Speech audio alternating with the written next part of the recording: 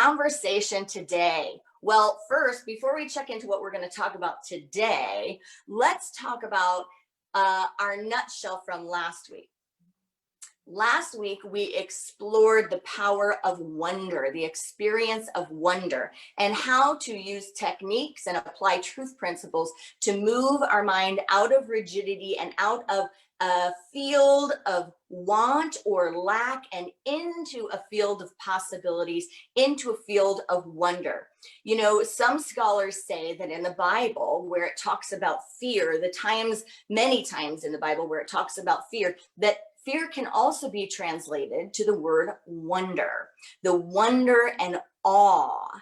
And so can we consciously take steps to move ourselves out of energies that constrict us, out of energies that are fearful or based in lack consciousness and wanting, and into energies of delight and wonder.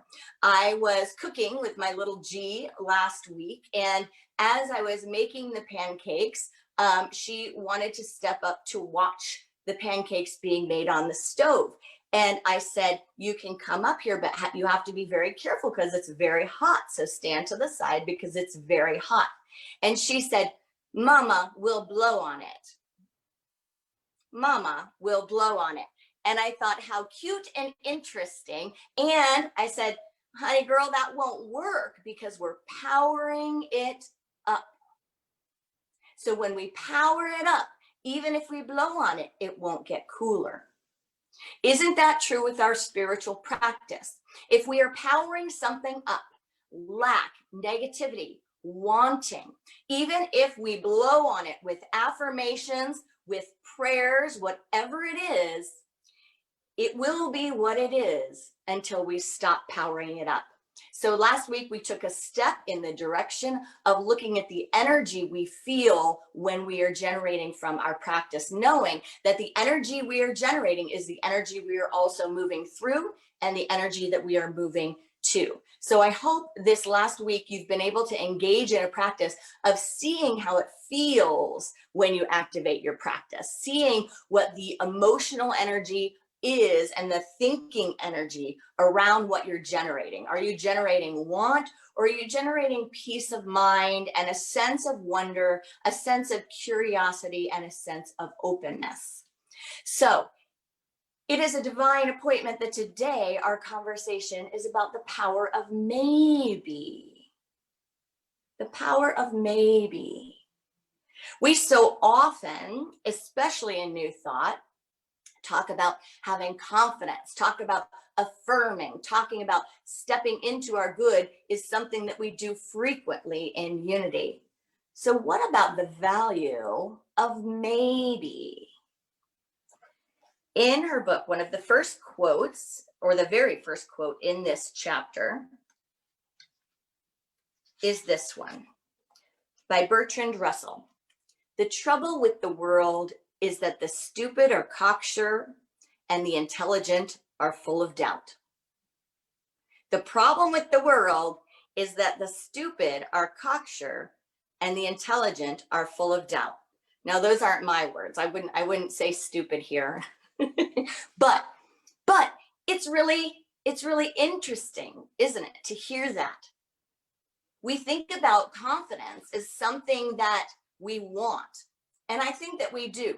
But cocksure is different than confident, isn't it? There's a distinction there. She goes on to say that Sting shared his thoughts about what drives him crazy. And he said, when he was asked, what is the trait you deplore in others? His answer was blind certainty. Blind certainty. She said, have you noticed that so many people in today's world have this trait of blind certainty? What makes this trait so lamentable is that with it goes an unyielding need to be right. So what else goes with blind certainty? Have you experienced it? Have you heard it? Have you felt it? What comes up for you when you see blind certainty? I know that when I observe blind certainty, I see actions that line up with people sometimes feeling so sure about one thing that they're willing to compromise their values on a whole bunch of other things because they've stopped listening or they've stopped thinking and their minds aren't open anymore. I've noticed that with blind certainty, people make judgments about people that they haven't even met or haven't even looked into. I have seen with blind certainty that people say one thing when the situation or the circumstances are aligned in a particular way to benefit them. And then when the exact conditions or even less favorable conditions are set up, they change their tune and sing a new song when it benefits them. Now, it's an interesting thing in the psyche for all of us to explore where we experience blind certainty, where we see it in ourselves and where we see it in our world.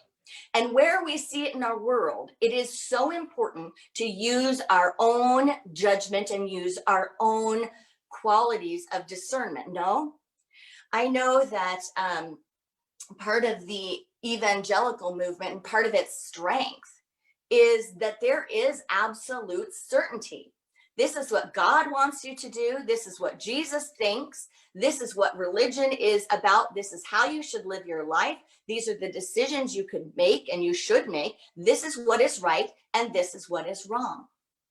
So what is the danger there? What is the concern there? Well, I know in Unity, I've supported many, many people who have come out of systems of religious abuse and brainwashing, who have come out of systems where they were told something over and over without any room for question, without any room for movement, without any room for curiosity or inquiry. And that does often feed and fit someone that hasn't developed confidence in their own decisions, doesn't have security in their own path, or is just a very good-hearted person that wants to be on the right side of history, that wants to be on the right side of God, that wants to be in the loving arms of the Creator and appreciated, wanted, and celebrated.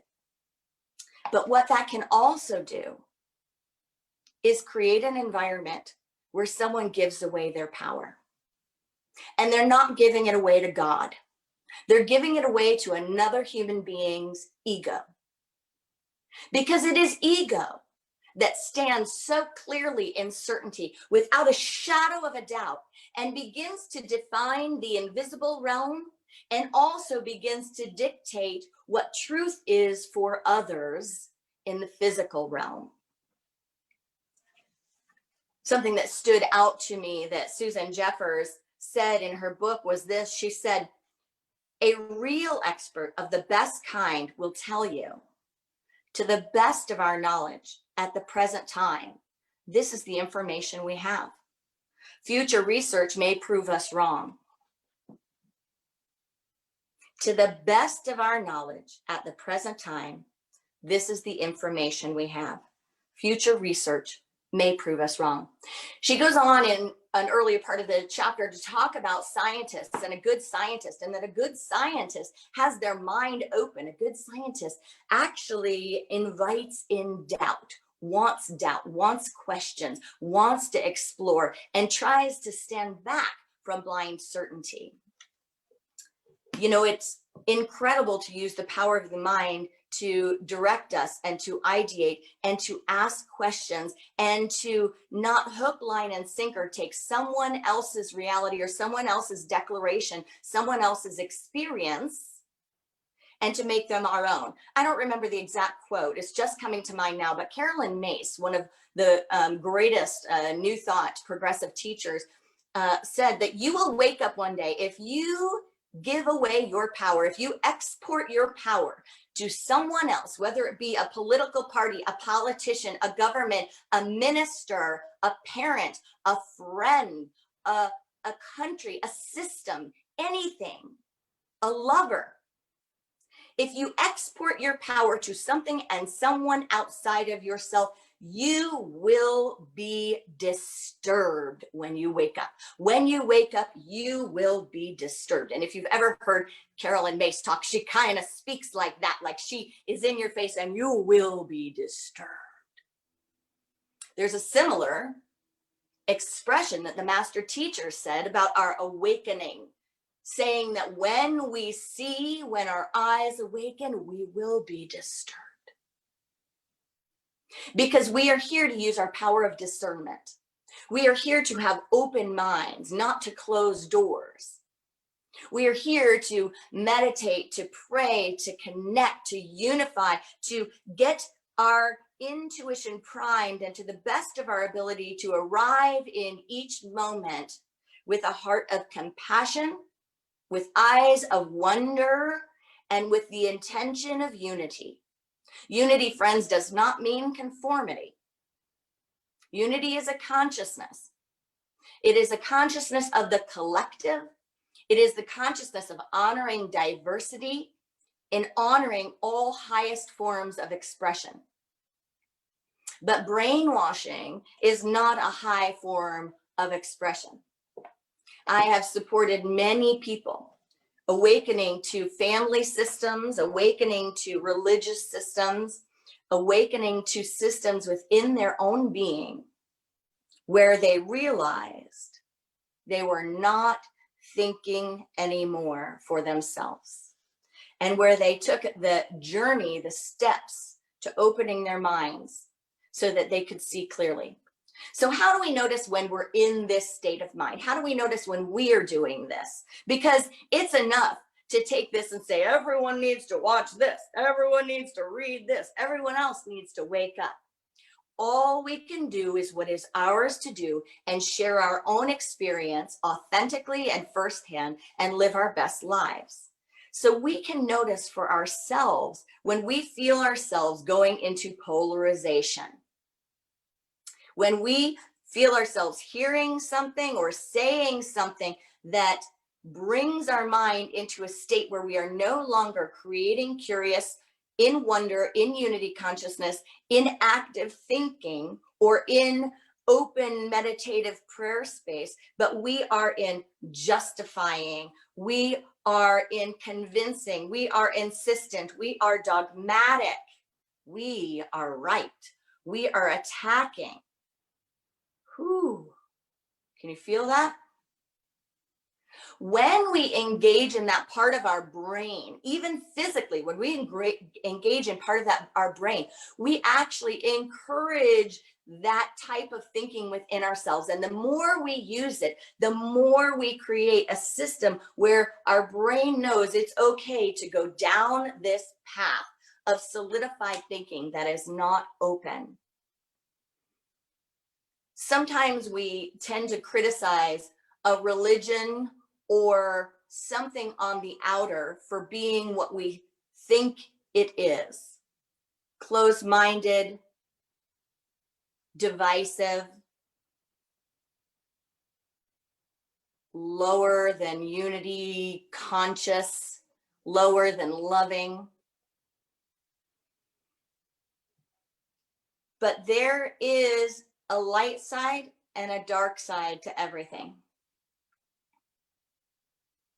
Within our own beings, and even within our new thought movement of unity. So what would be a dark side to unity? If we don't do our work and we don't heal what is here to be healed, we can be in any religion and create negativity. Do you believe that? We could be in unity and have an idea that our truth is greater than every other truth, that in fact our spiritual practice is the one that everyone else should be practicing, rather than recognizing that there are people of every world religion that practice what I call the light side, that practice the truth principles. You know, Charles Fillmore didn't come to the idea of unity without looking at the religions of the world. In fact, he came to unity and got unity because he explored cultural systems, cultural practices, cultural spirituality from so long ago, and he explored and studied world religions. And he looked at them all for the light side, the side where the principles worked, where he saw that the principles worked. But there's also a dark side, because we can take any of these religions and we can use them for injury. We can injure ourselves and we can injure others. Everything has its misapplication. Everything can be the space for a light worker to do their work, or for a fanatic to create destruction. If we have fanaticism within us and it's unhealed and we bring it to unity, it can still appear as separatism, as superiority, as metaphysical malpractice. My way or the highway, the need to convert others.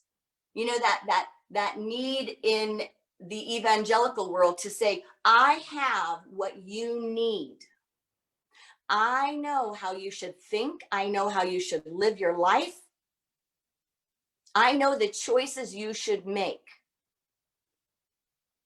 That can transfer to unity if it's not healed. It's just like someone with addiction. Someone with addiction that gets into recovery doesn't just stop having the habits and the behaviors of someone that is addicted unless they do the deeper work. Yeah? They have to do the deeper work to transform all of it. You can't just shift gears and go, well, oh, I woke up to this dysfunction, so I'm going to go over here and not have it because this is pure and full of love. No, we can bring our garbage over here too. We can just throw the garbage in the backpack and bring it to wherever we go. In unity, that can look like blind confidence. It can look like, I know what I'm getting and I know what spirit is saying to me. And so no matter what the world around me says, I'm going to keep doing it. I'm going to keep saying it. It can look like spiritual arrogance, the spiritual concept that ye are gods, that the master teacher said, this too and more you shall do. If we go around saying, I'm God, look at I'm God, then what's going to happen when we are not appearing godly? When it is not appearing to others that we are behaving godly, there's going to look like we have an integrity issue going on. You could even take the positivity in unity and be so positive, just be trying to put positive stickers on everything, that you can lose the deep practice of compassion, the deep practice of wonder and not knowing, the deep practice of surrender and vulnerability, the deep practice of knowing that we don't know everything and we can't control everything. All because of a high intention in unity to teach optimism. To teach us that yes, we do co-create our reality and we bring things to the world. And if we keep bringing our negativity, if we keep bringing our closed-mindedness, then we're reaching life with our fist shut and we can be given nothing except what's already in there. And even that we may lose. So how can the power of maybe help us minimize our individual and collective destructive, dysfunctional, and distasteful contributions to society? I love how Susan talks about how she's a recovering know-it-all, how she used to be in a state of going, oh, I know. And she realized through this practice that she could unlodge that kind of thinking so that she could be a more open-minded and even more pleasant individual to be with. See, the problem of that closed-mindedness is that we will simply be generating and acquiring evidence to validate ourselves, to validate whatever we want to validate. And in the dark field of that can become, we use our power to validate to actually begin to demonize others. And when we begin to demonize others, we step out of God. We step out of good. We step out of love. So how can we turn it around? How can we use the power of maybe to help us minimize our individual and collective destructive, dysfunctional, or distasteful contributions? We talk in Buddhism about a beginner's mind. We can begin to engage a beginner's mind, knowing that it's not a negative thing to say that we don't know everything. It's not a negative thing to be open and listening and to not have an opinion on everything that can't be changed. She talks about saying, I don't really know, nobody does. And she says that the good news in that is that we have freedom. I think the good news in that is that we have a teachable, reachable mind. Will we keep our minds teachable and reachable? And can we notice, can we sense it, can we feel it in the moment where we notice ourselves and we go, I am no longer in this moment teachable or reachable. That doesn't always mean changeable. It doesn't mean not standing for our principles. It doesn't mean not standing for our practice. It doesn't mean not standing up for what we believe in. Standing up for what we want and we want to create. But it means shifting our energy, allowing ourselves to have a learning mind, an observing mind, a creative mind, a compassionate mind.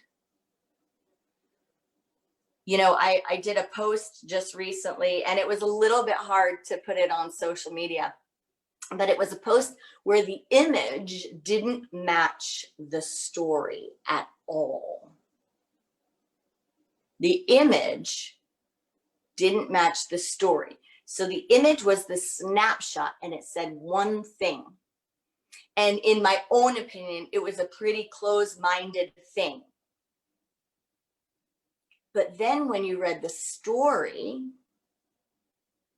you got more information. When you read the story, you were invited into an experience of someone else that opened compassion, that opened understanding, and that prospered unity. And the funny thing about it being hard to post was knowing that there would be a lot of people who would just flash at the part that's easy to see, flash at it, make a judgment, and not look further, not read on, not ask questions.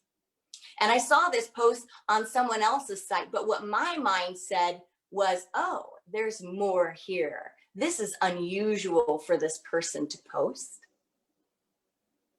And so I read the story. And in the comments, there were all these things about how, yeah, I don't know why they mistakenly put this image with this story because, you know, it didn't match and it didn't. And I thought to myself, it's brilliant. It's brilliant. Because it shows us where our minds are closed, where we think I know that person. I definitely know that person. They wouldn't post that, but they did post that. I think I know what the answer is to this. And I'm not even interested in looking at any other stories. I think you're right. I think you're wrong. I think this, I think that. And it gives you an experience and the opportunity to look at what you think you know. Unity's co-founder, Charles Fillmore, said, I reserve the right to change my mind. I reserve the right to change my mind. And you know what that does for our unity movement? Every time a minister or a ministry or a leading organization tries to say, I want to define unity. I want it to be exactly this. This is what it is. This is what it was supposed to be. It is exactly like this. It's Christian. It's not Christian. It's this kind of Christian. It's this based. It's that based. It's not like that. It's like this. Every time people try to cut off the edges and fit it into a nice little box that could be marketed,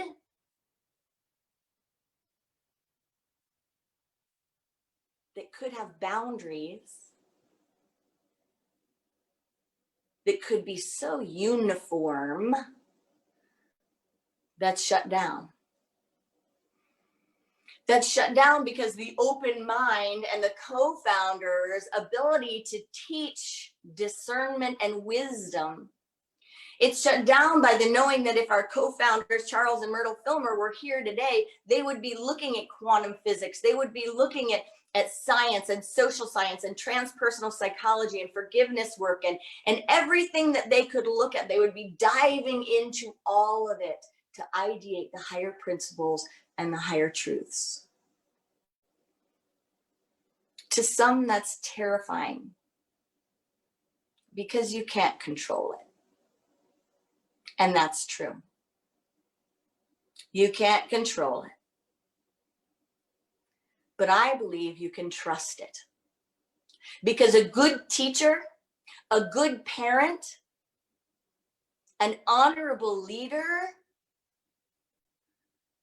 gives people the resources, the tools, and the information to the best of their ability to come to their own conclusions and to generate their own ideas. And hopefully, if well done, they generate a mind that is a beginner's mind that is always willing to listen, to learn, and to evolve to match the highest consciousness available to them in this and every moment. And that, friends, is so much more trustworthy, so much more accountable than fusing something in time and space to be limited to an era of understanding or an immature mind's idea of what something was at the time. Is there any one of us here that has not evolved past a thinking that they earlier in life governed themselves by? Is there not one of us here that has not had the experience of judging someone and thinking we know who they are or how they are, and later learning more? Finding out that that person that we may have thought was cold or exclusive was actually an introvert.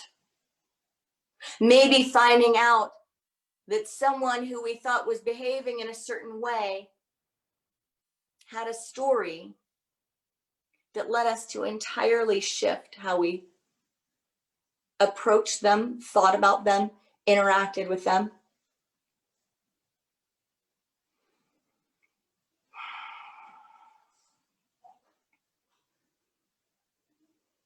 Are we willing to have our minds open? If anyone's read the book Freakonomics, you know that sometimes, even when we think our minds are open, they are closed. I think the fear of moving from cocksure to maybe is that we will lose our beliefs, that we may lose our values, that we may lose our safety net or our side. But as Susan Jeffers points out, to go to the place where we can say, maybe I'm right, maybe she's right, maybe he's right, maybe they're right, allows us to begin to see a broader picture, knowing that our eyes and our minds can often be limited.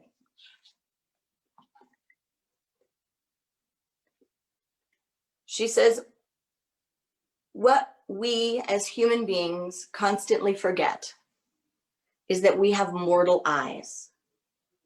And while mortal eyes are truly a miracle, the reality is that they cannot see beyond the walls of a room. Ironically, when we close our eyes, our vision is a bit wider. Just a little bit. In the mind's eye, we can actually rise above the clouds. We can soar, we can imagine, picture, and pretend. Sometimes we fear we will lose our ground. But I think what we really develop is compassion and understanding. It's not always about changing our minds, but it's about meeting each other. It's about creating unity, not conformity. It's about breathing into the benefits that she defines in this chapter. She talks about breathing into the flow of life, being free to engage, letting go of the desperate need to be right, and the whole world of should and supposed to be, and dropping our attachment to outcome, to income. Dropping our attachments, getting out of the habits of thinking with a closed mind so that we can be an open person. She said that life gets bigger that way. Life gets easier that way. I don't think it's a threat to our morals or a threat to our integrity. I think it's authenticity.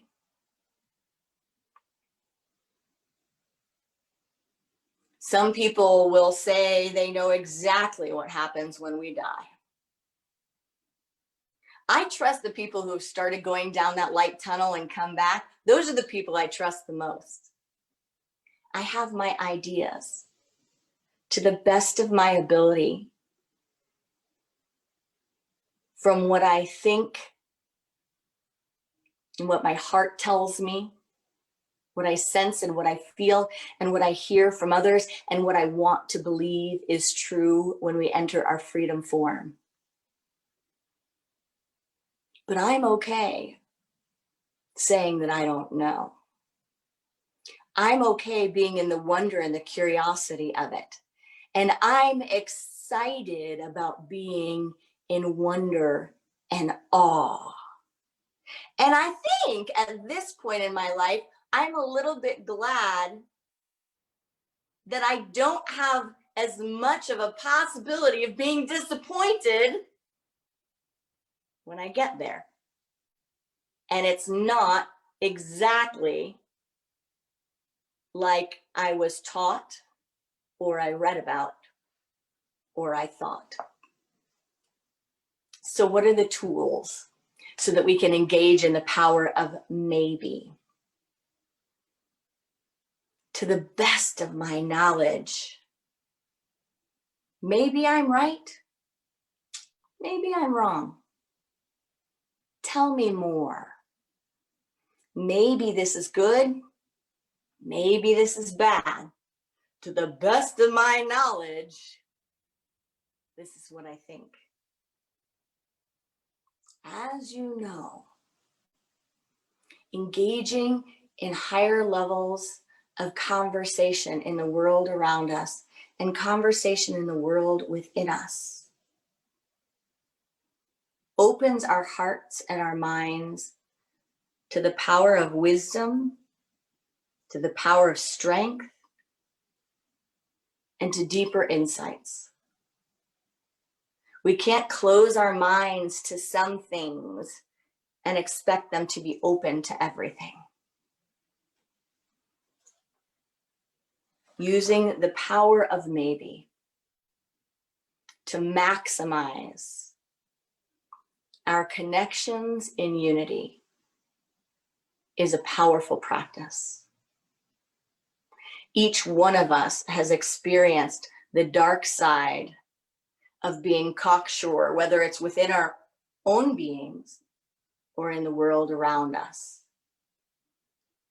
So let us begin to cultivate listening, exploring, understanding as we release our needs to be right and our needs to control.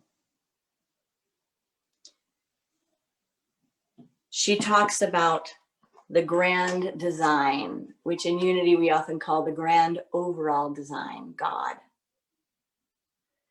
She says, I have described the grand design as the larger dimension, the larger plan of the universe that is beyond our grasp as an ordinary mortal to see or understand. We can guess, ponder, and surmise, but we'll never know. And anyone who says they do know makes their world much smaller and much more frightening than it need be. We need only to look around to see that blind certainty, that so many of us possess is responsible for creating tension and unrest in our lives instead of flow. It's even comical. If she had said, she mentions presidential election in this book that she wrote quite a long time ago. And she talks about it being a very contentious election. Imagine if she said it is and will go down in history as the most contentious election ever. It's comical, isn't it? It's comical with the mind that is now present here. Hopping back to the mind present then. How many of us are right now in a state of wonder, curiosity, and maybe because we are experiencing something that our prior mind, our previous mind, never really imagined? She says when we enter this state of accepting the power of maybe, life gets bigger and certainly easier. Namaste.